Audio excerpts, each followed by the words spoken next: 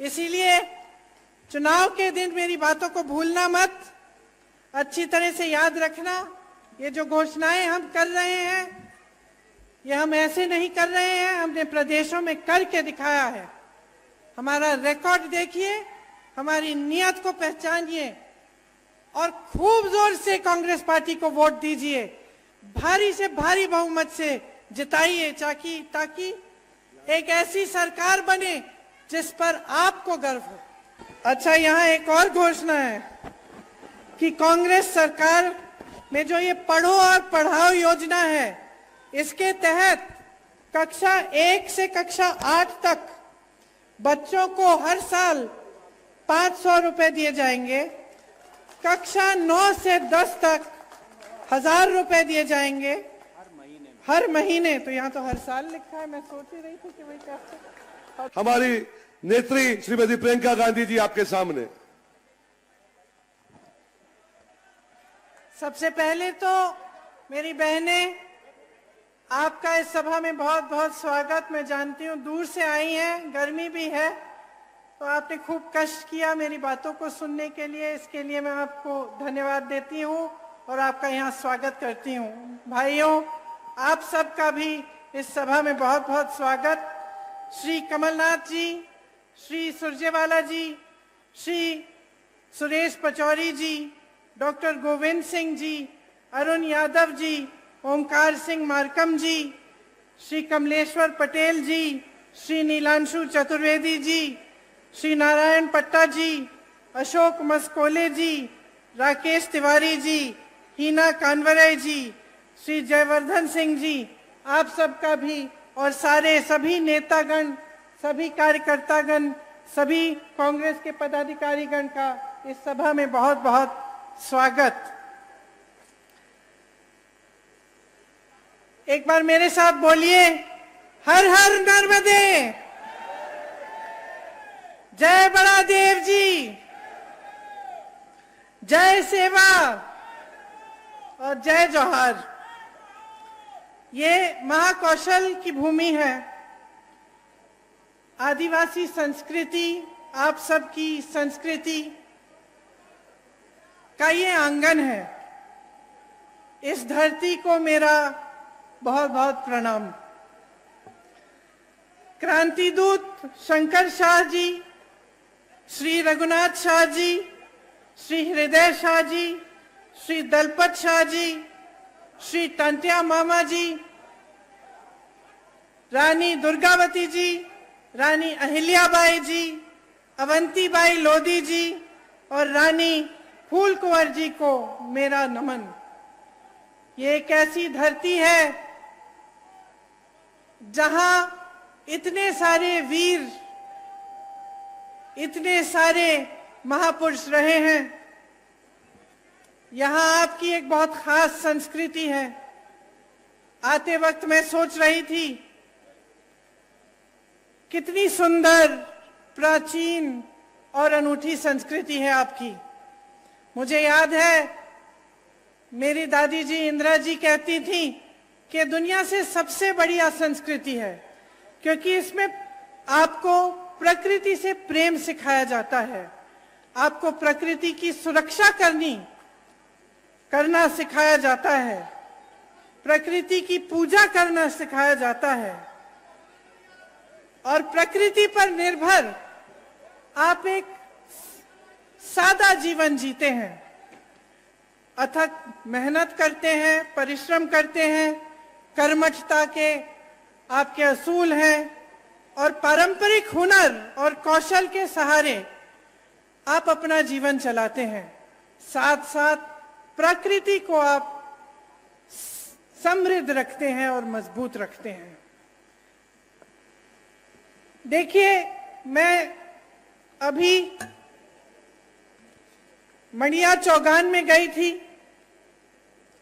वहां पे मैंने पहली बार देखा ऐसी जगह को और आप सबकी श्रद्धा उस जगह से जुड़ी है, वहां पे आपकी आस्था जुड़ी है। आदिवासी आस्था के गौरव का केंद्र है। मैं वहां गई तो मुझे बताया गया कि जो आपकी पगड़ी है इससे आपका सम्मान जुड़ा हुआ है। मुझे बताया गया कि अगर कोई ऐसी बात होती है, मान लो किसी से ऋण ले लिया, चुका नहीं पा रहे हैं, तो आप पगड़ी रख के जाते हैं। तो ये बात मेरे मन में आई कि जब हम यहाँ चुनाव के समय आते हैं और हम आप सबसे बड़े बड़े वादे करके जाते हैं और कहते हैं कि हम ये करेंगे, घोषणाएं करते हैं, तो एक तरह से हम अपनी पगड़ी आपके सामने रखते हैं।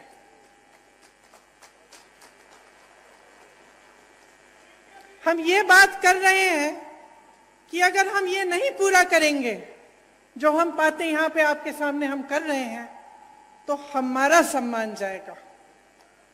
तो आज इसी भावना से मैं आपके सामने खड़ी हूं। आपने, कई वक्ताओं ने इंदिरा जी की बात की। इंदिरा जी मेरी दादी तो थी, लेकिन जैसे आपने कहा, आपने उनको इंदिरा माता कहा। शायद जो बुजुर्ग हैं उनको याद भी होगा उनके बारे में। तो आप सब अगर आज यहां मेरी बातों को सुनने आए हैं, तो उसमें ये बात भी है कि मैं उनकी पोती हूं, मेरी शक्ल थोड़ी बहुत उनसे मिलती जुलती है, तो मुझे देखने के लिए आप आए हैं, मैं जानती हूं। लेकिन एक बहुत गहरी बात भी है जो सिर्फ मेरी शक्ल, उनकी पोती होने के नाते नहीं है, और वो गहरी बात यह है कि आपको इंदिरा जी में भरोसा था। भरोसा इसलिए था क्योंकि इंदिरा जी ने आपके लिए काम करके दिखाया। आप उनको माता कहते थे तो इसलिए कहते थे कि आपकी श्रद्धा उनसे भी जुड़ी हुई थी। और मेरे लिए ये एक बहुत बड़ी जिम्मेदारी है, एक बहुत बड़ी जिम्मेदारी है कि आज मैं यहाँ आपके सामने खड़ी हूँ। आपने मेरी दादी जी को माता जी माना, और मैं यहाँ खड़े होकर आपके सामने कुछ बातें कर रही हूँ, तो ये मेरी जिम्मेदारी बनती है कि मैं जो बात कहूँ आपसे वो सच बात हो, वो सही बात हो, और वो आपके लिए ही बात हो, जो आपको आगे बढ़ा पाए, और जो काम इंदिरा जी ने शुरू किया था उसको आगे बढ़ाने वाली बात हो। आपको याद होगा कि इंदिरा जी ने आपको पट्टे दिलवाए थे, याद है कि नहीं? याद है। किस भावना से दिलवाए? इसी भावना से दिलवाए कि ये आपकी जमीन है, ये आपका सम्मान है, ये आपसे जुड़ी हुई बातें हैं, और आपको पूरी तरह से की शक्ति आपके हाथों में मिलनी चाहिए। कांग्रेस पार्टी की यही परंपरा रही है, यही असूल रहे हैं, और हम चाहते हैं कि जो संपत्ति है देश की, प्रदेश की, आपके जिले की, ये संपत्ति आपके हाथों में जाए। हम चाहते हैं कि आप मजबूत बने, आपकी शक्ति आपको मिले। और जब आप यहाँ पे चुनाव के बारे में बातें सुनने आते हैं, मेरी भी, अनेक अलग अलग पार्टियों के नेताओं की, तो आप हमेशा एक बात को अपने ध्यान में रखिए कि क्या ये लोग आपकी शक्ति आपके हाथों में देंगे कि नहीं देंगे। अब कांग्रेस की जो परंपरा रही है उसको आप देखिए। आपके लिए वन अधिकार का कानून लाया गया ताकि वन पर सबसे पहले आपका अधिकार बने, क्योंकि यही आपकी मूल संस्कृति रही है और एक तरह से मनुष्यता की मूल संस्कृति रही है। तो इसको बचाने के लिए और मजबूत करने के लिए आपको वन का अधिकार दिया गया था। जो भी नेता यहाँ आता है, मैं जानती हूं ये 3 शब्द बोल के जरूर जाता होगा, जल, जंगल और जमीन, है कि नहीं? बोलते हैं ना। लेकिन इसके नीचे क्या अर्थ है, इसको समझना बहुत जरूरी है। क्या नेता गहराई से बोल रहा है या आपके सामने एक जुमला बना के छोड़ दिया है? आपको मालूम होगा कि कांग्रेस की सरकार ने आपको ये वन अधिकार दिलाकर जल, जंगल और जमीन पर आपको अपना अधिकार लौटाया। मनरेगा लाए, मनरेगा से ग्रामीण रोजगार बने। जो पलायन की बात कमलनाथ जी ने की, पलायन किस लिए होता है? पलायन इसलिए होता है जब ग्रामीण रोजगार नहीं बनता, जब आपके इलाके में, आपके गांव में, आपके जिले में रोजगार नहीं मिलता, तभी तो बच्चा सोचता है कि घर छोड़ के बड़ी शहर में नौकरी ढूंढेगा, क्योंकि यहाँ नहीं मिल रही है। तो मनरेगा किस लिए बनाया गया था? आपको मजबूत बनाने के लिए, ताकि आपको रोजगार गांव में मिले, ताकि आपको पलायन करना नहीं पड़े। आज पलायन बहुत बड़ी समस्या है यहाँ की। भोजन का अधिकार का कानून मिला आपको, इससे आपके बच्चों को जो भोजन का अधिकार है वो दिया गया कि सरकार की जिम्मेदारी बनती है कि आपको भोजन मिलना है। पंचायत व्यवस्था को कांग्रेस की सरकारों ने मजबूत किया। जो पैसा पंचायत को आना चाहिए था वो आया। पंचायत में जो निर्णय लेने चाहिए थे कि आपके यहाँ कुछ काम कराना है या कोई समस्या है, उसको सुलझाने के लिए वो पंचायत में ही लिया जाए, ये कांग्रेस की सोच थी। इन सब चीजों से आपके हाथ मजबूत। आपने देखे होंगे इतने सारे जो वीडियो वायरल हुए हैं, देश में प्रदेश में सबसे ज्यादा बच्चियों को यहीं पे मध्य प्रदेश में यहीं पे गायब हो रही हैं। सबसे ज्यादा बच्चियां, 1.5 लाख बच्चियां और महिलाएं गायब हो गई हैं इनके राज्य में।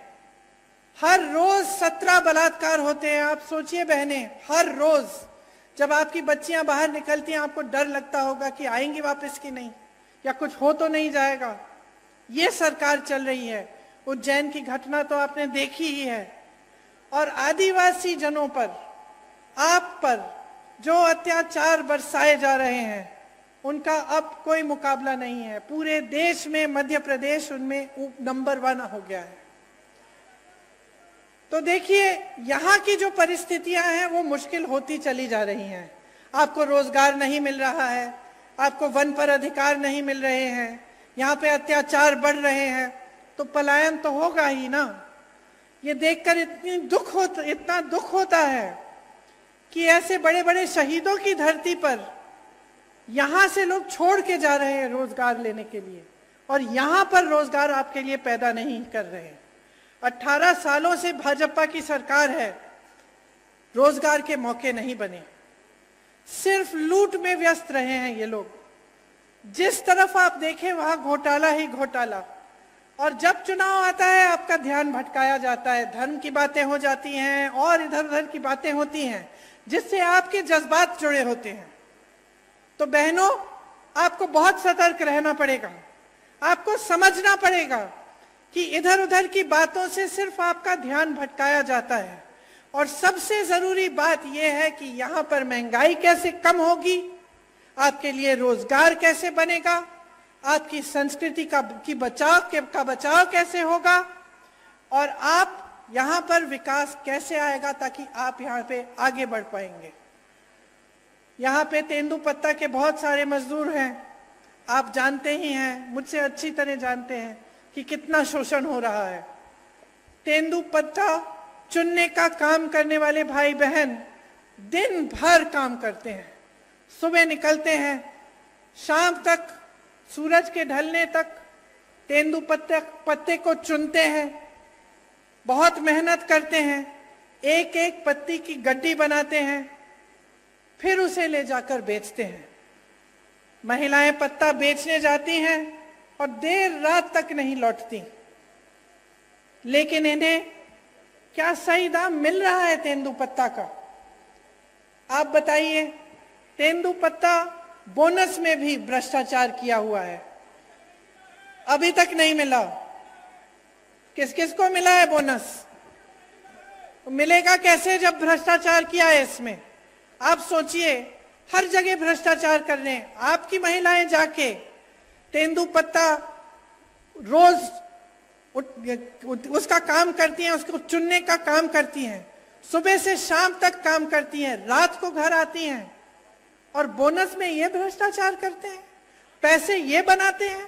आपको सही दाम नहीं मिलता। आपको मालूम है कि छत्तीसगढ़ में 4000 रुपए मिलता है तेंदुपत्ता का दाम। यहाँ को धान का बोनस नहीं दिया। छत्तीसगढ़ में जहां कांग्रेस की सरकार है, वहां सबसे ज्यादा धान का दाम मिल रहा है पूरे देश भर में। ये काम कर रही है कांग्रेस की सरकार।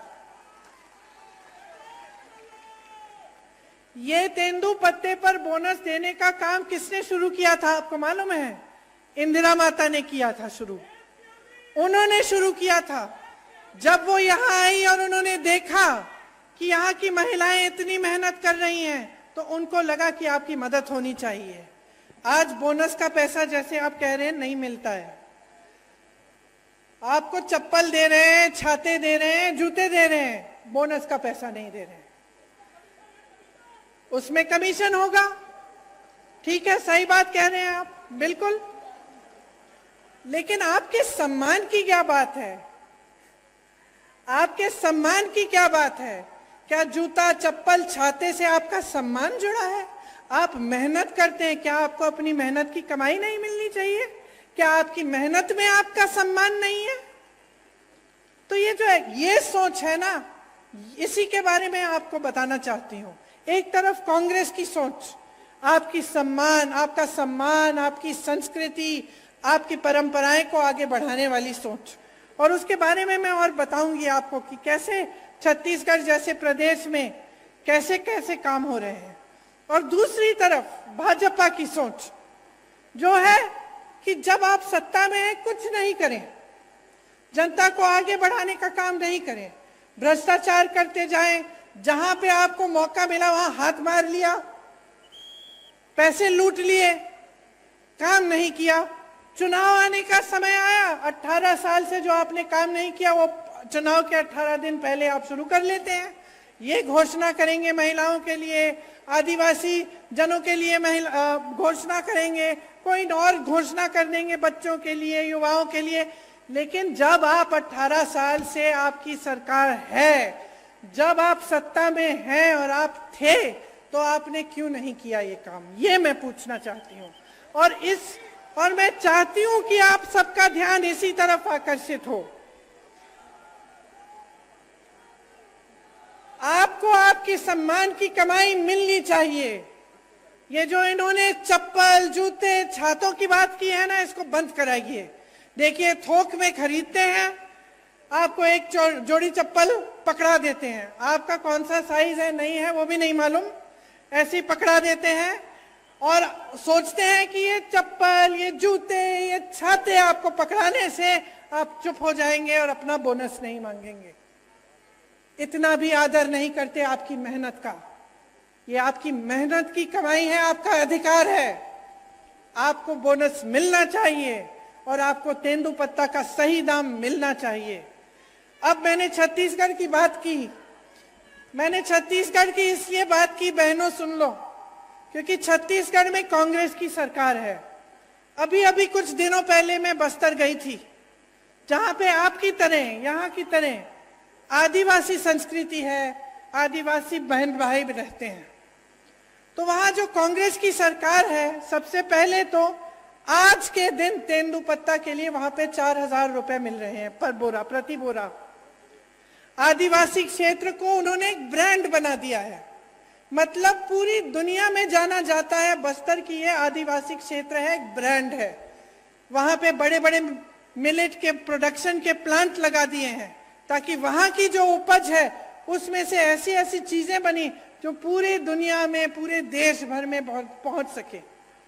वहां कोदा, कुटकी, रागी, ज्वार जो उगता है, उसमें से ऐसी ऐसी चीजें बनाई हैं जो दिल्ली की बड़ी बड़ी दुकानों में बिक रही हैं। अच्छा, वहां इंग्लिश मीडियम स्कूल खोले हैं अपने आदिवासी बहन भाइयों के लिए। वहां की ये नीति है कि आदिवासी पाठशालाएं बनाई हैं जिसमें आपकी संस्कृति सिखाई जाती है। गौठान में रोजगार बनाए हैं, ताकि जो मेरी बहनें हैं, मैं आपको बताना चाहती हूं, जो काम कांग्रेस की सरकार ने छत्तीसगढ़ में किया, मैं गई थी काम को देखने के लिए। वहां मैं कुछ महिलाओं से मिली, वहां जो स्वयं सेवा समूह है उनके गौठान है, और मैंने पूछा कितना कमा रही हो बहन? पता है क्या जवाब मिला? 1 लाख से 6 लाख रुपए बहनें कमा रही हैं गौठान चला के। तो क्या आप नहीं चाहेंगे कि आपके प्रदेश में भी एक ऐसी सरकार आए जो आपको समझे और ये समझे कि आपकी जरूरतें क्या है? गौठान बनाएंगे या इसमें से हम कैसे कैसे काम करा सकते हैं, कहाँ कहाँ रोजगार पैदा हो सकता है बहनों के लिए, भाइयों के लिए, कैसे ऐसे वन के उपज हैं जिनको हम आगे बढ़ा सकते हैं। आपको पता नहीं होगा, छत्तीसगढ़ में 60 से ज्यादा वन उपज को समर्थन मूल्य दिया जाता है, मतलब कि उसका दाम आपको मिलता है। यहां तो आपको एक तेंदुपत्ता का नहीं मिल रहा है, वहां 67 वन उपज के लिए आपको सही दाम मिलता है। तो आप सोचिए कि अगर आप सही सरकार चुनते हैं और आप सही पार्टी को वोट देते हैं, जिसके नेता आपको गुमराह करने के लिए काम नहीं करते, आपको आगे बढ़ाने के लिए काम करते हैं, तो कितनी तरक्की आ सकती है आपके जीवन में। आप में हुनर है, हमारी बहनें गुलदस्ता बनाती हो, खिलौने बनाते हो, पेंटिंग बनाते हो, मूर्तियां बनाते हो, हुनर है ना, कला है और आपकी अपनी है। अब इसको लेकर अगर देश भर में, दुनिया भर में आप इसको भेज सकते हैं और इसके जरिए आप कमा सकते हैं, तो आपके लिए कितना अच्छा होगा। और यही काम हमारी सरकारें करके दिखा रही हैं, छत्तीसगढ़ में कर रही हैं, राजस्थान में कर रही हैं। आपका सम्मान देश भर, दुनिया भर में फैलता है और बनता है।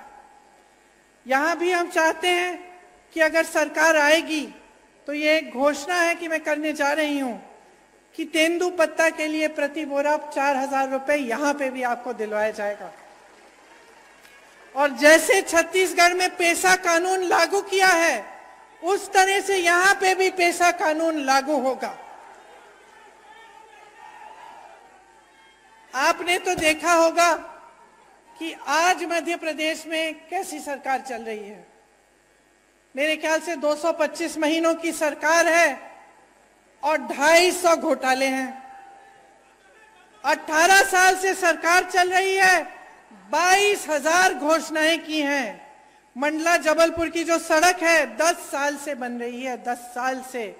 पहले 4 लेन की बन रही थी, अब 2 लेन की बन रही है, लेकिन 10 सालों में बना नहीं पाए। वही मैं कह रही हूं, ढंग से नहीं बनी है। आप आ जाइए ना मंच पे।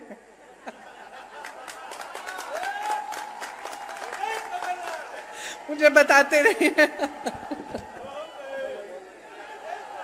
यहाँ की सड़क की तो ये स्थिति है कि गडकरी जी जो मंत्री हैं, जो सड़क बनवाते हैं, उनको आकर माफी मांगनी पड़ी आपके सामने।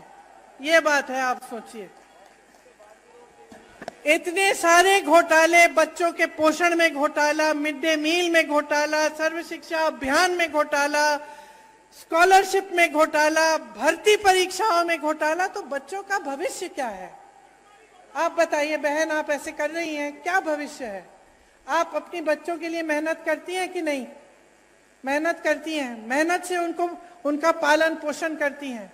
तमाम दुनिया भर की समस्याएं होती है, लेकिन माँ बाप क्या चाहते हैं कि बच्चों की परवरिश ठीक ढंग से हो, बच्चे आगे बढ़े। लेकिन आपको अंधकार ही अंधकार दिख रहा है। जब आपके स्कूल में पोषण पर घोटाला हो रहा है, जब स्कॉलरशिप पे घोटाला है, जब भर्ती की परीक्षाओं में घोटाला है, तो बेचारा नौजवान करे क्या? स्कूल करता है, पढ़ाई करता है, अच्छे अच्छे अंक भी लाता है, आगे जाकर फीस भरता है, ट्यूशन करेगा, भर्ती परीक्षा के लिए तैयारी करेगा बेचारा। माँ बाप कभी कभी घर से बाहर भी भेज देते हैं, दूर कहीं पे ट्यूशन सेंटर में, किसी शहर के अंदर की, जा बेटा पढ़ ले, अच्छा भविष्य बनेगा। और फिर क्या होता है? उसमें घोटाला हो जाता है, हर स्तर पर घोटाला। तो बेचारा परीक्षा देता है, परीक्षा में पास भी हो जाता है, लेकिन नियुक्ति नहीं होती, क्योंकि घोटाला हो जाता है, सब कुछ बंद हो जाता है। तो जब अगली पीढ़ी, आने वाली पीढ़ी के लिए भी कुछ भविष्य में दिख नहीं रहा है, उम्मीद ही नहीं रही, तो आगे कैसे बढ़ पाओगे? आपका विकास कैसे हो पाएगा? सबसे बड़ा व्यापम का जो घोटाला हुआ यहाँ, पता नहीं कितने लोग मर गए उसमें, किसी ने इंक्वायरी, जांच तक भी नहीं कराई, और वही सरकार चली जा रही है। मां नर्मदा पे घोटाला, महाकाल में घोटाला, मंदिर में जो मूर्तियां लगाई हैं उस पर भी घोटाला। तो थक नहीं गए हो आप? थक गए हो ना? क्योंकि आखिर देखिए, जो नेता होते हैं, राजनीति में आते हैं, किस लिए आते हैं? ज्यादातर तो ये भावना रख के आते हैं कि कुछ सेवा करेंगे, आपको आगे बढ़ाएंगे, और आपको भी उनसे कुछ उम्मीद रहती है कि ठीक है, ये मेरे गांव का एक नेता है, हमें मेरे करेगा। है कि नहीं? लेकिन जब आपको दिखता है कि चाहे कुछ भी मंच पे आकर कुछ भी कह रहे हैं, आपको कुछ भी कहानियां सुना रहे हैं, लेकिन सच्चाई इनकी कुछ और है। जब आपको दिख रहा है कि सालों से 10 सालों से आपकी सड़क नहीं बन पा रही है, जब आपको दिख रहा है कि यहाँ नर्मदा मैया में घोटाला हो रहा है, आपके बच्चे आगे बढ़ नहीं पा रहे हैं, यहाँ से पलायन करके चले जा रहे हैं बड़े बड़े शहरों में भटकते हुए नौकरी ढूंढने के लिए, तो क्या आप नहीं सोचते कि बहुत हो गया है, कि अब सरकार बदलने का समय आ गया है? जिन्होंने भ्रष्टाचार किया है उनको सबक सिखाने का समय आ गया है और एक ऐसी सरकार लाने का समय आ गया है जो आपके लिए काम करे। मैं तो ये भी नहीं कह रही हूं कि मेरी बातों पर चलो, अपना अनुभव होगा ना आपका। अब आप बताओ, आपके जीवन में तरक्की आई है क्या इन सालों में? जो छोटे दुकानदार हैं, छोटे उद्योगपति हैं, क्या आपका बिजनेस बढ़ा है? नहीं बढ़ा। जो किसान बैठे हैं उनकी खेती, क्या उस खेती से उम्मीद रख सकते हैं कि उनको सहायता मिलेगी सरकार की, कि रोजगार बनेंगे और मजबूत, कि कमाई अच्छी होगी? क्या उम्मीद रखते हो आप? और महंगाई कितनी बढ़ी है आप बताओ? महंगाई को कम करने का काम किया है इन्होंने? नहीं किया। आज देखिए क्या कह रहे हैं आपको, कि आपको सिलेंडर देंगे 500 रुपए में, कह रहे हैं। अच्छा बहनों, आप में से कितनों के नाम में सिलेंडर है आज? नहीं है ना? परिवार के नाम में होगा सिलेंडर। अब जब आप सिलेंडर लेने जाती हैं तो क्या होता है, आप सोचती हैं कि चलिए अपने नाम में बदलवा दें, क्योंकि उन्होंने कहा है सिर्फ महिलाओं को मिलेगा। आप सोचती हैं कि चलो परिवार का सिलेंडर है, अपने नाम में डलवा दें। और जब डलवाने के लिए जाते हैं तो कितना मांगते हैं आपसे?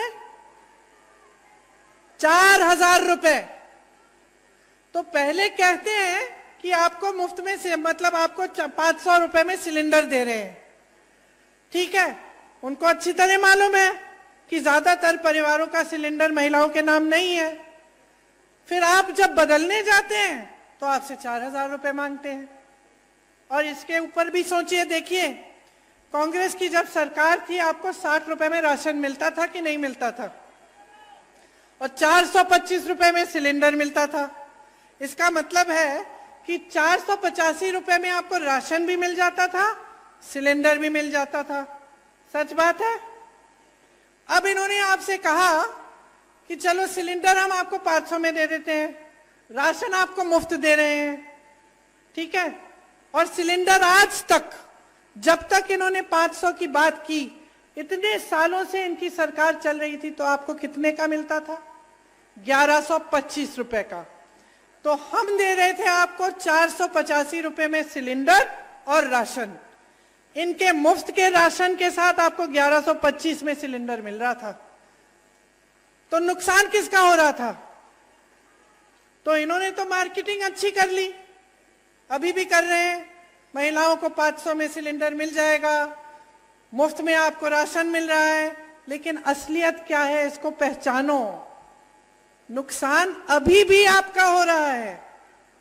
देखिए आपके बच्चे बीमार पड़ते हैं, दवाई खरीदनी पड़ती है, दुकान जाते हो, महंगी महंगी दवाइयां, दवाई पे जीएसटी है।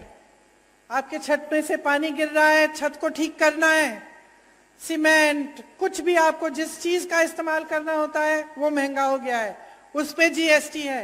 मेरे किसान भाई बहन, डीजल पे, पेट्रोल महंगा, डीजल महंगा, जो भी आप इस्तेमाल करते हैं उस पे जीएसटी है। तो कैसे गुजारा कर रहे हैं? कभी मैं सोचती हूँ, मुझे समझ में ही नहीं आ रहा आप गुजारा कैसे कर पा रहे हो। एक तरफ रोजगार बंद है, बना ही नहीं रहे हैं। जहां से बनते थे बड़े बड़े पीएसयू, वो तो सारे इन्होंने अपने बड़े बड़े दोस्तों को बेच दिए। छोटे उद्योगों से रोजगार बनते थे, खेती से बनते थे, सब बंद कर दिया। मनरेगा बंद कर दिया, ग्रामीण रोजगार बंद कर दिया। छोटे छोटे उद्योग दुकानदार इतने त्रस्त और परेशान है, खुद कमा नहीं पा रहे हैं, रोजगार कहां देंगे? एक तरफ रोजगार बंद, दूसरी तरफ महंगाई इतनी बढ़ चुकी है, ऊपर से अत्याचार लादे जा रहे हैं आप पे। तो आप गुजारा कैसे करते हैं? आप सुबह जब उठते हैं तो कैसे सोचते हैं कि चलो एक और दिन हम निकाल लेते हैं, चलते हम तेंदुपत्ते को चुनने के लिए, शायद कुछ कमाई हो जाए। क्या ये सही है जो आपके साथ हो रहा है? क्या ये सही है? जोर से बोलो। सही नहीं है, क्योंकि हम सब जो यहां खड़े हैं आपकी वजह से खड़े हैं। जितने भी नेता हैं, हमारी पार्टी के हों, किसी और पार्टी के हों, उनको बनाने वाले आप हैं। आप सत्ता नहीं दोगे ना, आप वोट नहीं दोगे, तो हिम्मत है किसी की इस स्टेज पे आने की, इस मंच पे खड़े होने की? तो शक्ति किसकी है? जोर से बोलो, शक्ति किसकी है? वोट किसका है? तो इस्तेमाल करो इस शक्ति को। आंख मत बंद करो, जागरूक बनो, अपनी शक्ति को समझो, इसे पहचानो। ये जो खेल खेले जाते हैं आपके साथ, इनको देखो, कितने पद खाली हैं इस सरकार में। आप कहीं भी किसी भी स्तर पर देखिए, पद खाली पड़े हैं, लेकिन यहाँ के नौजवान बेरोजगार हैं। क्यों? पद पड़े हुए, पद दो, भरो उनको। नहीं, आप भर्ती के घोटाले करते हैं, भरना नहीं चाहते।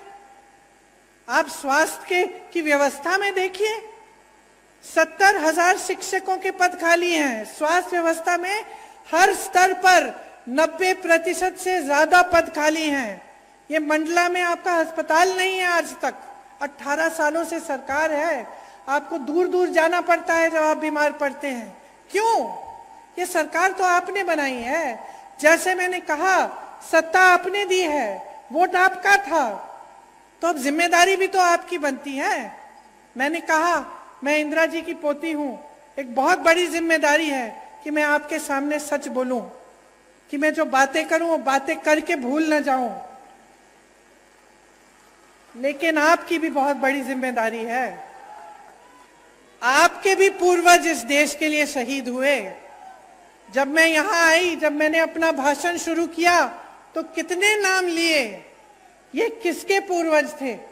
आपके पूर्वज। इन्होंने इस देश के लिए, आपकी धरती के लिए लड़ाई की, आजादी की लड़ाई लड़ी। तो उनके प्रति भी आपकी जिम्मेदारी बनती है ना, अपनी संस्कृति, अपनी परंपराओं के प्रति। और सबसे बड़ी जिम्मेदारी क्या है? कि आप ऐसी सरकार चुने जो आपके देश प्रदेश में विकास लाए और आपके लिए दिन रात काम करे। अगर यहाँ अस्पताल नहीं है तो इनकी हिम्मत नहीं होनी चाहिए थी आपके सामने आने की, कि 18 साल से सरकार चला रहे हैं, 10 सालों से सड़क नहीं बना पाए, 18 सालों से यहाँ अस्पताल नहीं बना पाए। आज पूरे प्रदेश में सीएचसी में एक भी आंख का डॉक्टर नहीं है। जब आंख की बीमारी होती है, कहाँ जाते हो? प्राइवेट में जाना पड़ता है। ठीक है, जाओ प्राइवेट में, लेकिन पैसे ही नहीं कमा रहे हो, कमाने के मौके नहीं मिल रहे हैं, कमाई नहीं हो रही है, महंगाई बढ़ रही है, तो कहाँ प्राइवेट में जाओगे इलाज कराने के लिए? किसी ने सोची है ये बातें? तो ये देखिए, अगर एक सही सरकार होती है, उसकी सही नियत होती है, तो बहुत कुछ हो सकता है। आपने सुना होगा, राजस्थान के किसी भी राजस्थान के वासी से पूछिए, वहां चिरंजीवी योजना है, कांग्रेस की सरकार है। चिरंजीवी योजना में 25 लाख तक आपका इलाज मुफ्त सरकार कराती है। मैं तो हार्ट पेशेंट से मिली हूं वहां, कि उनकी पूरी हार्ट की सर्जरी, दिल की सर्जरी की है, और सरकार ने पूरे पैसे भरे उसके लिए, 15 लाख रुपए। इसी तरह से छत्तीसगढ़ में भी ऐसी योजनाएं हैं जिससे इलाज मुफ्त हो रहा है। मैं एक बच्चे से मिली, उसको एक खून की बीमारी थी, उसके पिताजी हाथ जोड़ के कह रहे थे कि कांग्रेस की सरकार ने इसका पूरा इलाज कर दिया है। रोजगार बनाने का काम सरकार की जिम्मेदारी होती है, नौजवानों का जो भविष्य है वो सरकार की जिम्मेदारी है। आपने सुना होगा कि हम बार बार कहते हैं कि जाति जनगणना होनी चाहिए। इससे पता चलेगा कि ओबीसी के कितने लोग हैं, दलित के कितने लोग हैं, अनुसूचित जनजाति के कितने लोग हैं इस देश में। और आप सोचिए कि भाजपा की जो देश में केंद्र में सरकार है, इसके बारे में बात नहीं करना चाहती। अरे हम तो यही कह रहे हैं कि गिनती तो करो, हम ये मांग कर रहे हैं कि गिनती करो, हमें बताओ। आप सोचो, आपका बड़ा परिवार है, बड़ा घर है, बड़ा परिवार है, बहुत सारे बच्चे हैं। अगर आपको मालूम ही नहीं कि कितने लड़के हैं, कितनी लड़कियां हैं, कितने बच्चे स्कूल जाने लायक हैं, कितने बड़े हैं, छोटे हैं, तो आपको ये जो गिनती है ये करनी जरूरी होती है कि नहीं होती है? कि आप जा रहे हो दुकान, कुछ खरीदना चाहते हो उनके लिए, तो जानना तो जरूरी है ना कि बहुत बड़ा परिवार है भाई, वो चाचा जी के 3 बच्चे हैं और मामा जी के 4 बच्चे हैं। जरूरी है कि नहीं? घर में जरूरी होता है अगर बड़ा परिवार होता है या बड़ा गांव होता है। अब हम कह रहे हैं देश में गिनती करो, हमें बताओ पिछड़ी जाति के कितने हैं, अनुसूचित जाति के कितने हैं, दलित कितने हैं, अनुसूचित जनजाति के कितने हैं। गिनती करो तभी हमें पता चलेगा कि इनके साथ सही न्याय हो रहा है कि नहीं हो रहा है, क्योंकि आज न्याय नहीं हो रहा है। बिहार में ये गिनती की गई जिसे जनगणना कहते हैं, क्या पता चला? 84% लोग ओबीसी, दलित और अनुसूचित जनजाति के हैं, ये पता चला। अब जब देखा कि पद कितने कितने लोगों के पास है, बड़े बड़े पद, चाहे अधिकारी हो चाहे किसी भी क्षेत्र में हो, तो पता चला कि कहीं नहीं है। जिन लोगों की आबादी ज्यादा है उनको पद नहीं मिल रहे हैं, उनको मौके नहीं मिल रहे हैं। तो जब हम कहते हैं कि जाति जनगणना करो, हम सिर्फ ये कह रहे हैं कि भाई गिनती करो ताकि न्याय हो सके, ताकि जितने ओबीसी हैं उनको न्याय मिल सके, जितने अनुसूचित जनजाति के लोग हैं उनको न्याय मिल सके। जब हम नौकरियों की बात करते हैं, रोजगार की बात करते हैं, आरक्षण की बात करते हैं, तो ये सब हो सके। लेकिन ये सरकार इतना भी नहीं करना चाहती, ये इतना भी नहीं करना चाहते। कहते हैं कि हम ये कह रहे हैं क्योंकि हम जनता और समाज को बांटना चाहते हैं, इसलिए। लेकिन हम इसलिए कह रहे हैं क्योंकि हम न्याय दिलवाना चाहते हैं, और ये इसलिए नहीं कर रहे हैं क्योंकि ये न्याय नहीं दिलवाना चाहते हैं। आज किसान परेशान है, यहाँ के मेरी आदिवासी बहन भाई परेशान हैं, नौजवान परेशान हैं। तो आप सोच समझ के अपना वोट डालिए, क्योंकि इस वोट से आपके अगले 5 साल तय होंगे। आपके बच्चों का भविष्य क्या होने वाला है वो तय होगा। 1.5 साल में कांग्रेस पार्टी ने यहां कितने काम किए? 15 महीनों में 27 लाख किसानों का कर्ज माफ किया, सामाजिक सुरक्षा का पेंशन 600 रुपए किया, 1 करोड़ परिवारों को 100 रुपए में 100 यूनिट की बिजली दिलवाई, 1000 गौशालाएं बनाई, 12,000 बर्तन बैंक बनाए, ओबीसी आरक्षण को 14% से 27% तक बढ़ाया। अगर आप जागरूक बनोगे तो खुद समझ में आ जाएगा कि जिस दिन मध्य प्रदेश में कांग्रेस की सरकार आएगी, उस दिन से आपके लिए काम सही मायने में शुरू होगा और आपकी प्रगति होगी। इसीलिए चुनाव के दिन मेरी बातों को भूलना मत, अच्छी तरह से याद रखना। ये जो घोषणाएं हम कर रहे हैं, ये हम ऐसे नहीं कर रहे हैं, हमने प्रदेशों में करके दिखाया है। हमारा रिकॉर्ड देखिए, हमारी नियत को पहचानिए और खूब जोर से कांग्रेस पार्टी को वोट दीजिए, भारी से भारी बहुमत से जिताइए, ताकि एक ऐसी सरकार बने जिस पर आपको गर्व हो। I said 1 to 12. 1 to 12. 1 to 8, we are giving them 500 rupees. अच्छा। 500 rupees हर साल. Come on, you say. No, you have to. अच्छा, यहाँ एक और घोषणा है कि कांग्रेस सरकार में जो ये पढ़ो और पढ़ाओ योजना है, इसके तहत कक्षा 1 से कक्षा 8 तक बच्चों को हर साल 500 रुपए दिए जाएंगे, कक्षा 9 से 10 तक 1000 रुपए दिए जाएंगे हर महीने। तो यहाँ तो हर साल लिखा है, मैं सोच ही रही थी कि भाई क्या हर साल, हर महीने यहाँ लिखा है। ये 500 रुपए हर महीने मिलेंगे। 9 से 10 तक हर बच्चे को हर महीने 1000 रुपए मिलेंगे और 11 से 12 कक्षा में हर बच्चे को 1500 रुपए हर महीने मिलेंगे।